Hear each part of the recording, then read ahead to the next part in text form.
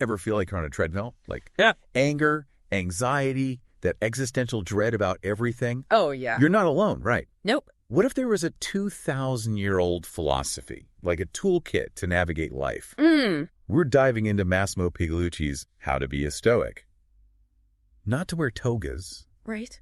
but to see if this ancient wisdom can actually help us today, someone like you. Yeah, Pigliucci doesn't lecture. He makes it personal. He walks you through it, his journey, challenges, career stress, the deaths of his parents, even, things just not going his way. It's like he's saying, look, I'm a regular guy. Here are the tools that helped me find more calm and purpose. But before we get to the tools, what is Stoicism not? It's not about suppressing emotions, right? Becoming an unfeeling robot. Definitely not. It's about recognizing that we can't control external events, like traffic jams, job losses that spilled coffee, but we can control our reactions. The master your inner world. Yes, even when the outer world feels like a hurricane. So less grin and bear it, more like a strategic shift in perspective. Exactly. Pigliucci uses Epictetus, the philosopher, born a slave. Okay. A thief stole his lamp, right? Yeah. Epictetus, he didn't chase after him, didn't get angry. He said, the thief can't steal my integrity. That's the heart of it, focusing on what you can control. Thoughts, actions, principles. Accepting what you can't. Ugh. This isn't passive, it's mental resilience. Pigliucci compares Stoicism to, cynicism. Okay. Diogenes, the guy who lived in a barrel. Talk about minimalism. Right. So Stoicism, it's somewhere between rejecting all possessions and being a slave to your desires. Exactly. It's about that balance. Okay. Which is where the 4 Stoic virtues come in. The 4 virtues. Wisdom, justice, courage, and temperance. I see. These aren't just ideals, they're tools for making decisions. Think of Malala Yousafzai, standing up for girls' education, risking her life. Wow. That's Stoic courage and justice in action.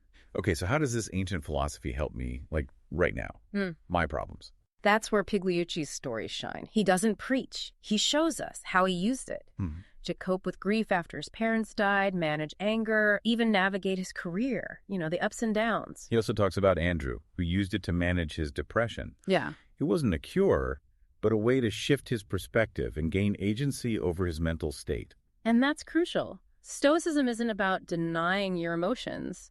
It's about understanding, accepting, then choosing how you respond. So how do you respond? Pigliucci outlines exercises like reminding yourself of the impermanence of things, not to be morbid, but to appreciate what you have now, knowing nothing lasts. Like this too shall pass, applied to good and bad. It puts things in perspective. Precisely.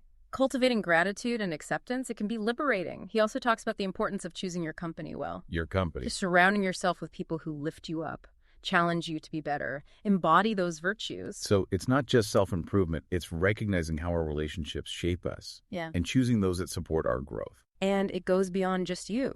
Being a good friend, family member, citizen. Stoicism emphasizes that we are all interconnected. Our actions affect those around us. This is starting to feel less like dusty philosophy and more like a practical guide to a meaningful life. Right. But is it doable for someone like me? Really? That's the question. Yeah. And Pigliucci says yes. Stoicism is a practice, not just beliefs. It's like training for a marathon. You don't become an athlete overnight. Small steps, consistent effort, build those mental muscles. It's not about being perfect. It's about showing up, doing the work. Pigliucci, he dives into some deep questions too, like, does the universe care about us? Meaning of life. Does Stoicism have answers?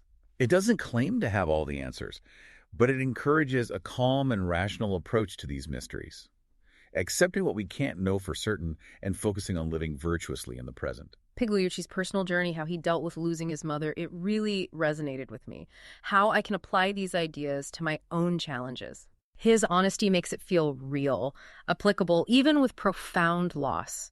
It reminds us that Stoicism isn't about suppressing grief, pretending everything's fine. It's about finding a path through those times with grace and strength. So far, this deep dive, eye-opening. What stands out to you? What surprised you? What are you curious about? Stick with us because next time, we'll get into those practical Stoic exercises. We'll break down how to use these tools in your daily life, from that frustrating commute to those bigger existential questions. If you're intrigued, keep listening. Yeah, so let's get down to it. How can we use Stoicism in our everyday lives? Right. Picture this. You're in traffic, late, and that pressure, it starts to build. How would a Stoic handle that? My first instinct, honestly, curse the traffic gods, stress about every minute. Yeah, not exactly inner peace. No. That's where those Stoic exercises are useful. Remember, control. Okay. You can't control the traffic, Right. but you can control how you react. So instead of getting frustrated, I could, use one of Pigliucci's exercises. It's like negative visualization.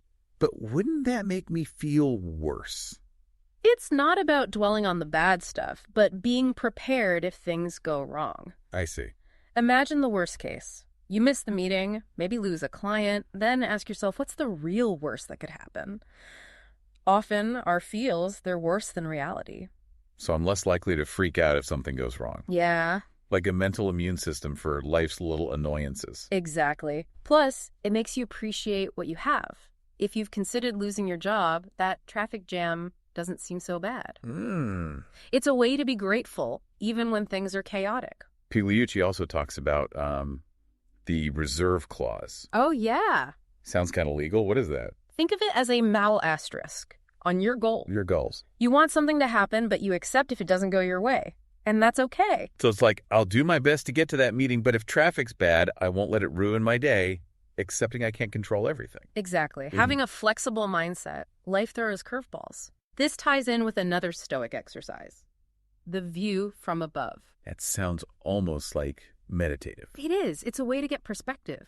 Imagine you're above the earth, you see everything, your city, the whole planet. Your worries seem a bit smaller then. It's a good reminder that my problems, well, they're not the center of the universe.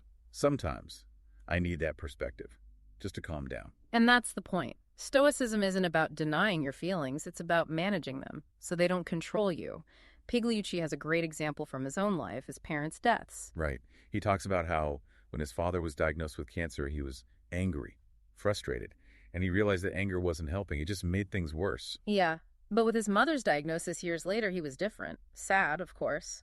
But he focused on being present, accepting things, and cherishing the time they had. It shows how Stoicism isn't about suppressing your emotions. It's about channeling them in a better way, choosing how you respond, even with grief. Exactly. Something we can all do, whether it's a big challenge or just daily annoyances. Stoicism helps us go through those ups and downs with more grace and resilience. But this acceptance thing, it still feels passive, like I'm giving up. I get that. It's a common misunderstanding. Acceptance isn't about being passive, though. It's recognizing reality and focusing your energy where it matters, on what you can influence. So not resigning to a bad situation, but making the best of it. Exactly. Like being stuck in traffic. I could get mad, or I could accept it and use that time. Yeah. I could listen to that audiobook I've been meaning to. Or, I don't know, practice mindfulness. Find the opportunity, the obstacle. Exactly. Stoicism encourages us to participate in our lives, even when things don't go as planned. This all connects to the bigger questions, right? What's the meaning of life? Does the universe care about us? What does Stoicism say? Stoicism tackles these questions, but in a realistic way. The Stoics believed in the logos, a universal reason or intelligence. That governs everything. So not a personal God, but a natural order. That includes everything, even death and suffering. Exactly. And this understanding, this acceptance of our place, it can be comforting. It's not denying the hard things, but seeing them as part of something bigger. So if you understand death is natural, you might be less afraid of it. Not denying the emotions of loss, but understanding them in a larger way. Yeah.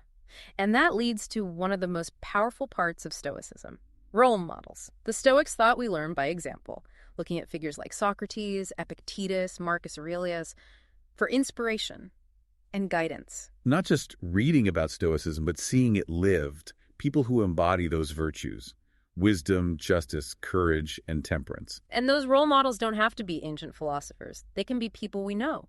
Teachers, family, friends, people who handle challenges with grace and strength. It's about finding those sources of inspiration that remind us what's possible. Okay, I'm seeing how it all fits together. Stoicism is about what we can control, focusing on being good, accepting what we can't change, and finding inspiration in others. It helps you live a more peaceful and meaningful life, even with the ups and downs. What I like is it's not about denying our emotions or pretending everything is perfect. It's about developing a stronger mindset, approaching challenges with, grace and wisdom, and anyone can do it. You don't need to be a philosopher. And speaking of accessibility, have you heard of Mindful Moments? Oh, yeah. It's an app. Gives you little bits of wisdom from books like this. I've been using it. It's perfect for when I want something quick. And the AI, it's really good. Sounds like a real person. It's great for when you're on the go, but to really understand Stoicism and Pigliucci, reading the book is best. Absolutely. We just scratched the surface here. There's so much more to how to be a Stoic. Stay tuned for our last part. We'll go through some of those practical Stoic exercises. Yeah, we'll show you how to use them in your life starting today. Let's get practical. Yeah. How do we actually do this Stoicism thing? Pigliucci gives us exercises in how to be a Stoic. They sound easy, but do they actually work? Well, that's the thing about Stoicism. It's not about complex rituals or anything like that. It's about simple exercises. You can do them every day. Like negative visualization, remember? Yeah, we talked about it. Yeah. But it still feels a little weird. Focusing on the negative, isn't that, well, negative? It's not about being negative. It's more like preparing yourself mentally. Preparing. So that things don't take you by surprise. Say you imagine losing your job. Picture it. The talk, the feelings, not knowing what's next. Okay, I'm already getting anxious. But I think I see what you mean. By facing those fears, they lose their power over me. Right. It's like toughening yourself up. The more you think about those uncomfortable things, the less they bother you when they actually happen. And there's something else. Negative visualization, it can also make you grateful for what you do have. Because you realize it could all disappear. So those little annoyances, they don't seem so bad anymore. Exactly. You shift your perspective. Yeah. And appreciate the moment. Another good exercise is that view from above, remember? Oh, I like that one. It's like a mental vacation. It is. You get perspective. Imagine floating above Earth, seeing everything. The whole world. Yes.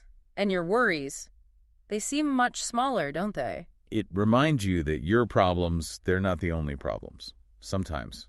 That's what I need. To calm down. Right. It's all about managing those feelings so they don't manage you. Now, what about role models?